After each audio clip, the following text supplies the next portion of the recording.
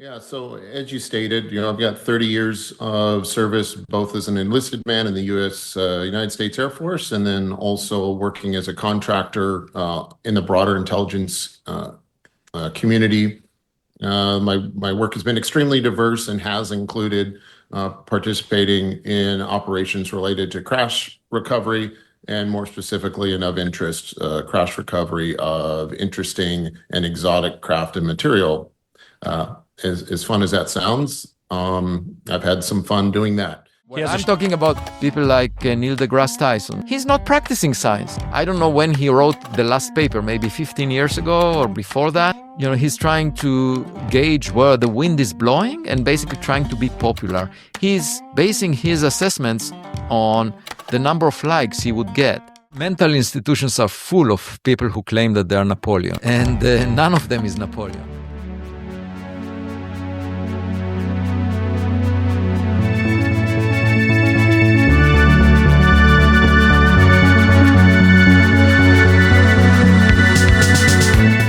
Make sure to check out the links down in your breadbasket. Like, subscribe, and share. Go do all the things. Go do them right now.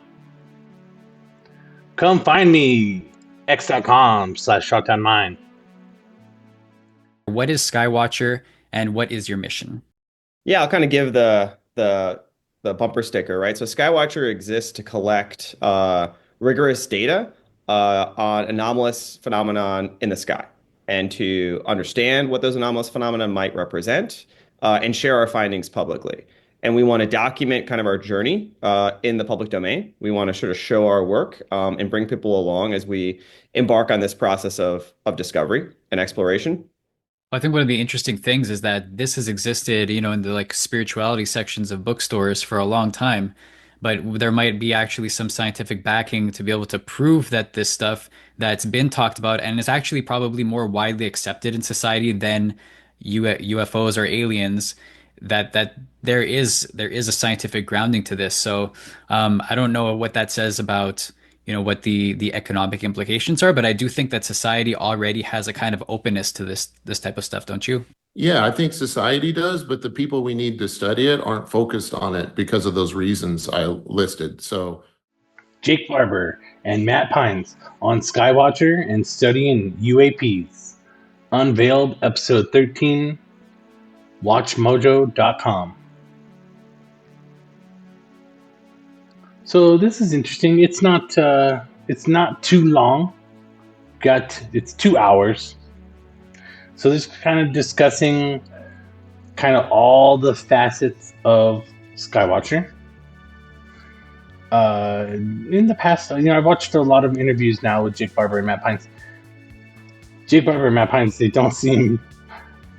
most interviews, they don't seem to be on the same page, right? Matt Pines has a totally different job than Jake Barber has. And it's like they've brought Matt Pines in to do the things that Jake Barber is not very good at. Like do interviews and show up on podcasts and, not come off as like a crazy weirdo. And like the first couple interviews I saw with them together, it seemed like Jake Barber, he wasn't into that. He doesn't want to relinquish his spot at the tip of the spear for Skywatcher. So this is one of their better interviews together. They're not walking on each other as much. You still see it all the time where one of them gives an answer to whatever the question is, and the other one has to come in and kind of make sometimes like counterpoints. Like Matt Pines will often say that like corroboration is not enough. Coincidence is not enough, and we're trying to go beyond that. We're trying to do all this fancy data science stuff to address all these questions instead of just saying there's coincidence and corroboration, etc. And then you'll see Jake Barber come on right after him and say, yeah, but the coincidence and the corroboration is still really important. So that part's weird about their presentation.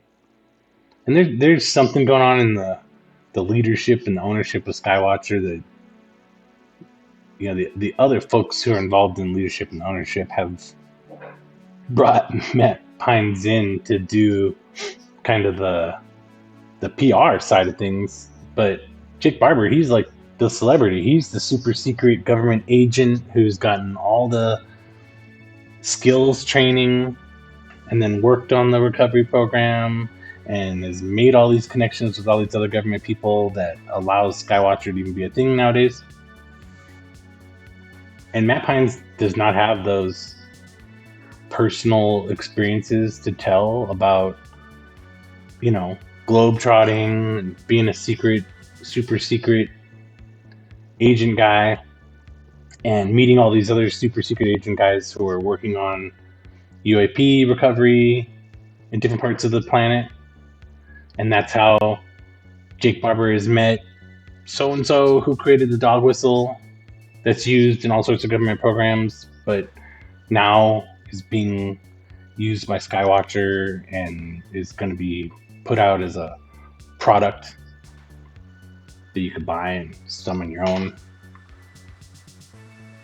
UAPs eventually. So, I think that they would eventually do a lot better if they kind of try and detach the two somehow. But I don't know if Matt Pines can float without Jake Barber as far as Skywatcher goes, because the Skywatcher story right now has like 2 very small chapters that don't have to do directly with Jake Barber necessarily, and that is they created Skywatcher, part 1. Part 2, they filmed some UFOs and put them into 9 categories and put their film on the internet. And so since then, they've been doing the rounds and talking about the 9 UFO classes that they have unveiled to the world. So they, those are the topics in here. They talk about the psychic people calling UAPs versus the mechanical dog whistle calling UPAs. They talk about all the challenges and getting good video, which they kind of admit that the video that they do have and have put out, isn't very good. But they don't care because they have so much data. They have tons of data of all sorts of different kinds that they need to go through and write papers about and do science on and present to everyone.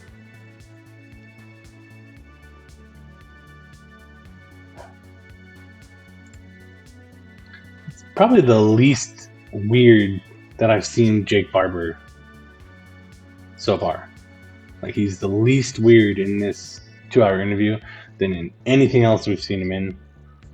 But especially those first 3 big interviews with like Ross Goldhart, Jesse Michaels, and whoever. Because he's coming off as a real weirdo, right? And the interviewer here even says, like, aren't you guys just talking about prayer and meditation? The same prayer and meditation that everyone's been talking about for the entire lifetime of humanity? And Jake Barber says, yeah, probably. And so maybe in the end, what Skywatcher is just going to prove is that prayer and meditation is like real and works. And we don't even know what these anomalous phenomenon are that we are coming into contact with and filming and talking to and interacting with, and etc. So it's a real fluff job.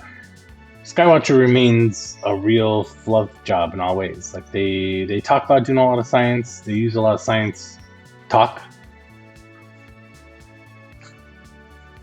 The pudding that they produced so far has not been great. Not been great. And it's been real representative of how the current state of ufology works. That you get someone who's got some verifiable, credible, quote-unquote, government record that they did serve in the military and the government. And that's all that it really needs to say, honestly. And then whatever kind of UFO and alien story they want to attach to that becomes something that cannot be criticized and then becomes kind of a building block and kind of the next part of whatever product or story they're trying to sell or push, which is like Skywatcher. And you can donate to Skywatcher, you can buy Skywatcher shirts and all that stuff. And basically what we're talking about is we're talking about dudes with psychic powers turning on whatever antenna or radio signal that they psychically turn on, and then the UFOs show up because they do, because they're attracted to that somehow or whatever. They take some video of it, and here we are. You can look at the video while they are going to busy themselves doing science, and they're going to get back to us later with what they think about psychic powers and aliens. But as far as ufology interviews go, and as far as Jake Barber goes, and as far as Matt Pine goes, and as far as Skywatcher goes, this is not a bad watch. They kind of cover everything. They kind of cover everything Skywatcher related in this 2 hours, except for Jake Barber's weird origin story. So if anything, the involvement of Matt Pines has kind of gotten them over that particular obstacle or speed bump in ufology. Is that he's being considered, or at least presented, being treated by all the other parts of ufology as less and less of a real wacko. And like his origin story is a wacko origin story. Maybe it's true. I don't know. Doesn't have a lot of elements to it that are easy to grab onto as truthful. It's a science fiction story, like 20 and Back, or any of those other stories kind of in that category. Jake Barber tells you a story that he's been trained since very young. He was recruited into secret UFOs and aliens programs in the Air Force, and he was given all these skills, right? How to shoot things, how to pilot things, how to do all these things that don't match his official kind of Air Force mechanic record.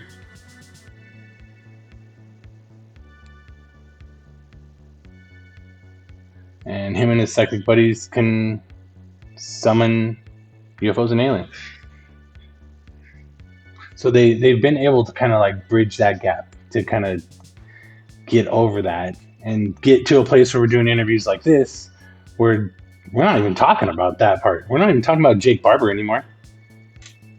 Jake Barber is sitting next to Matt Pines on anything. He could be on Good Morning America next week, and Matt Pines is going to make him seem like less of a nut job, less of a wacko, and they're probably not even get asked about the Jake Barber origin story while Matt Pines is hanging out. When we launch spacecraft, we are just responding to the standard gravity that the Earth, the Sun, planets, any other body generates. And as far as we know, there are only positive masses that produce gravity. Gravity is attractive. That was the idea of Newton. He saw the apple falling and realized, oh yeah, there is a gravitational force pulling it towards the Earth. Now, it turns out that's not the full story, because we see the universe expanding, but the expansion is not slowing down the way the apple would. I mean, if you throw an apple up, it will fall, it will decelerate, slow down. But the universe is accelerating its expansion. It's as if you threw the apple up, and it will move faster and faster as it goes away from you. That's like repulsive gravity. And according to Einstein, it's possible to get an effect of repulsive gravity if the vacuum itself has some mass density. That was termed by Einstein the cosmological constant. And as of last week, there is some preliminary evidence that indicates that it's not really a constant, maybe it's evolving. But at any event, you can get repulsive gravity on average in the universe at large. The question is, can you bottle that, can you create a negative mass? Because if you could, just imagine a positive mass and a negative mass next to each other. The positive mass would pull the negative mass because it has attractive gravity. The negative mass will push away the positive mass. And so they will move together, accelerating, both of them together. And they would accelerate all the way to the speed of light without any fuel. You don't need any fuel for that.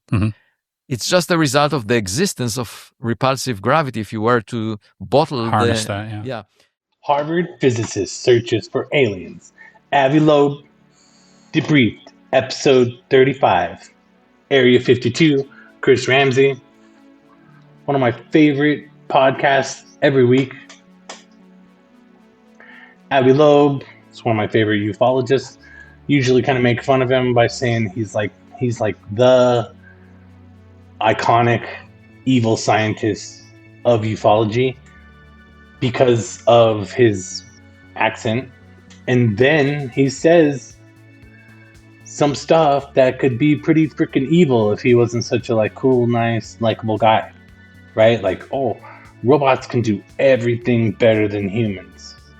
And that just sounds like a crazy UFO guy saying, run-of-the-mill random stuff, unless you put his crazy Israeli accent on there, whatever he is. I think he's Israeli.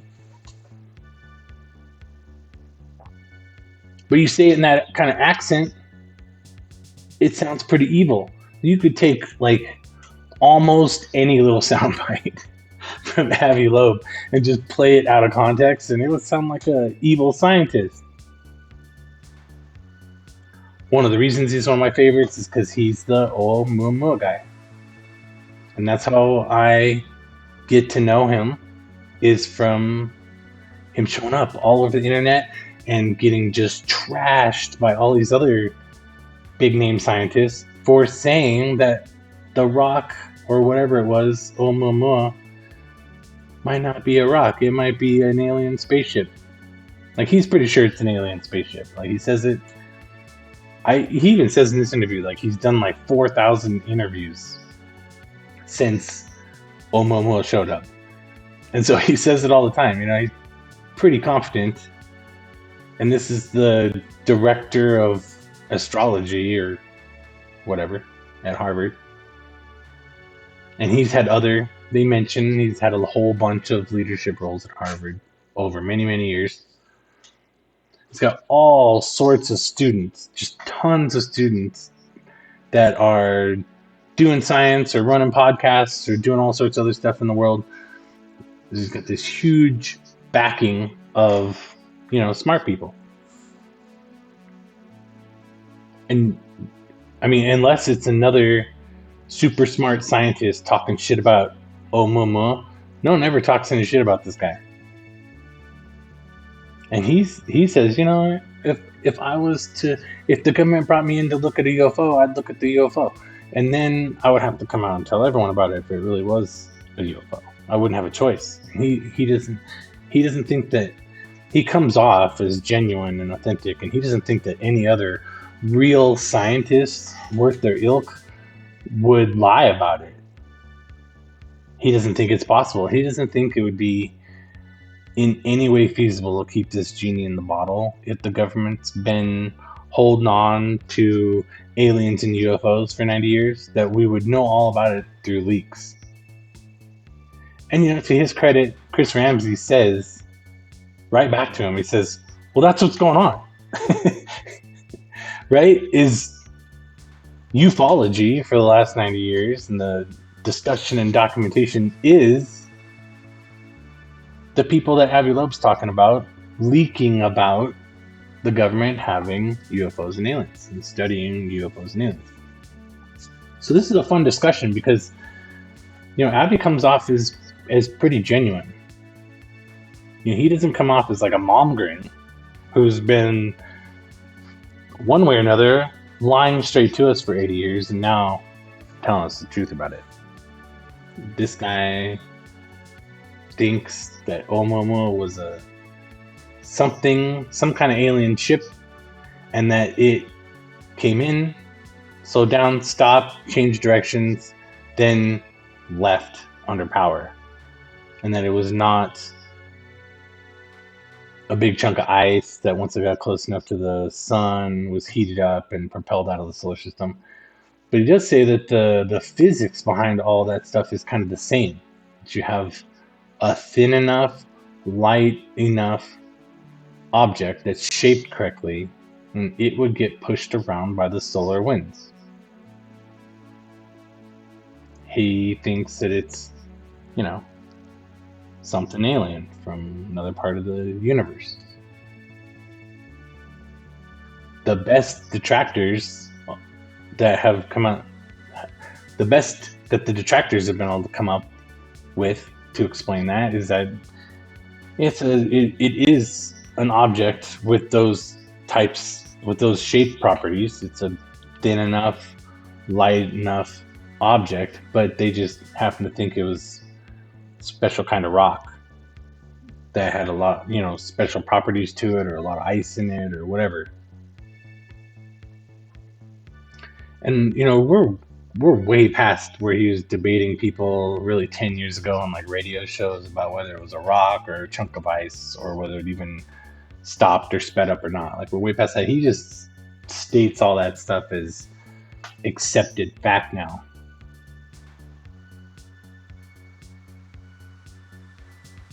He wants to build stuff, whatever it takes, to go chase that thing down.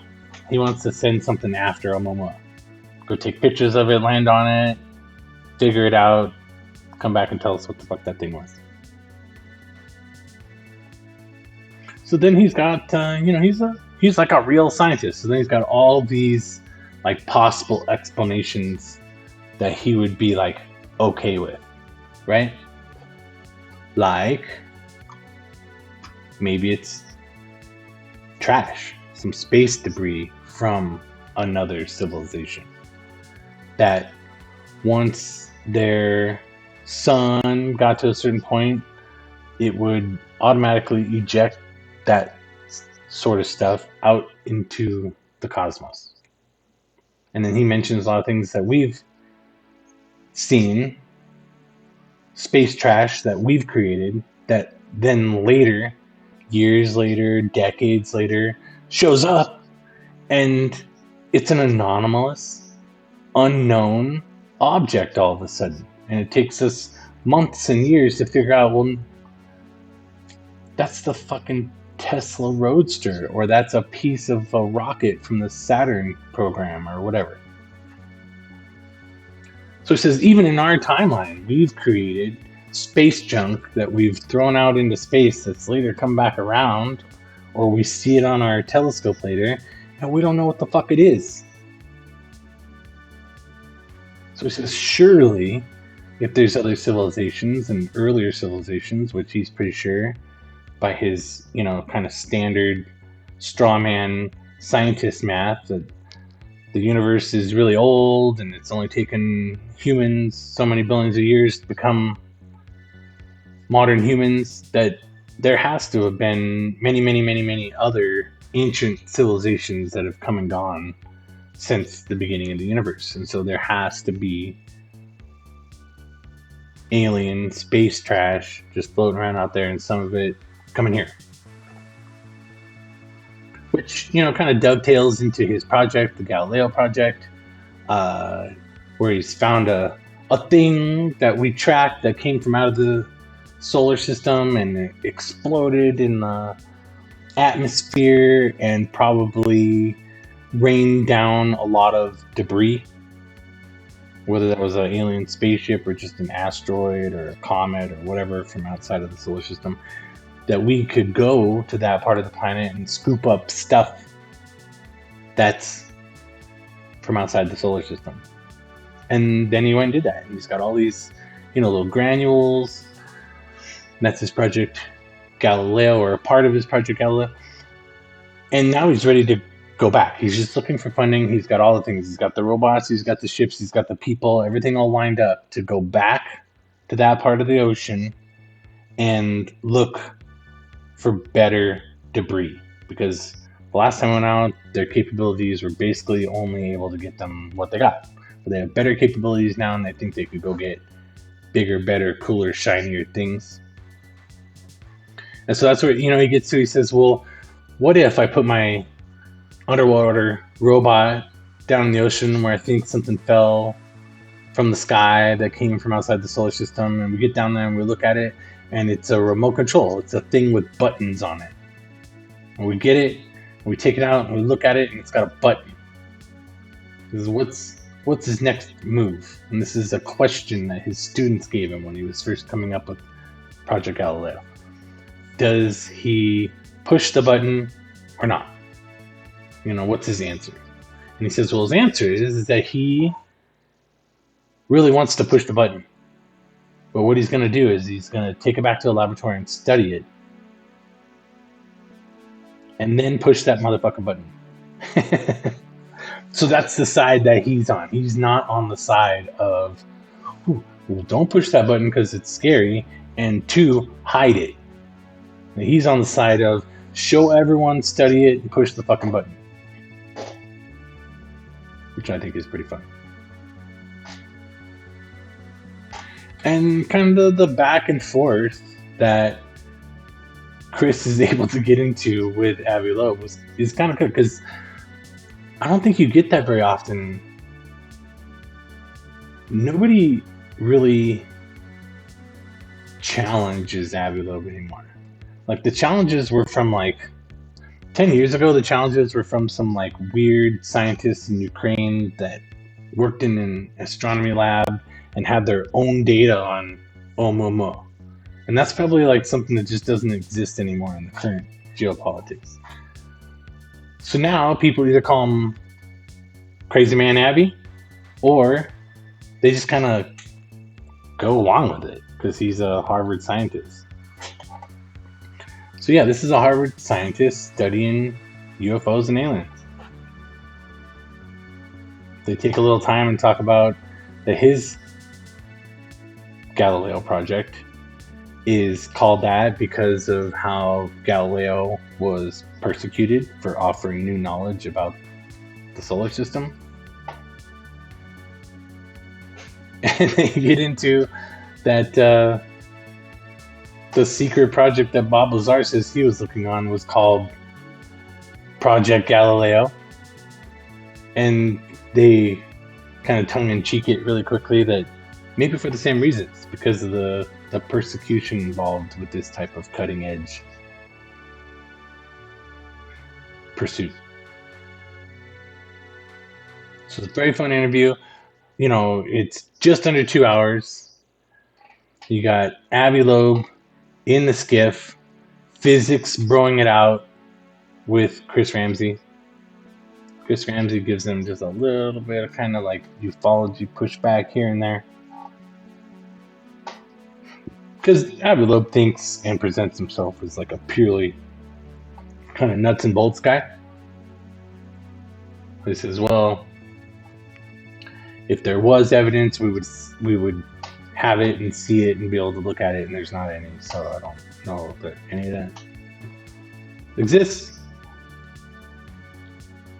He said it's kind of a funny, significant telling part where Chris Ramsay tells him very politely, well, I kind of think that is what's been going on with ufology over the last 80 years. It's exactly what you say, that it's the insiders with their eyes wide coming out and telling us about it and leaking about it.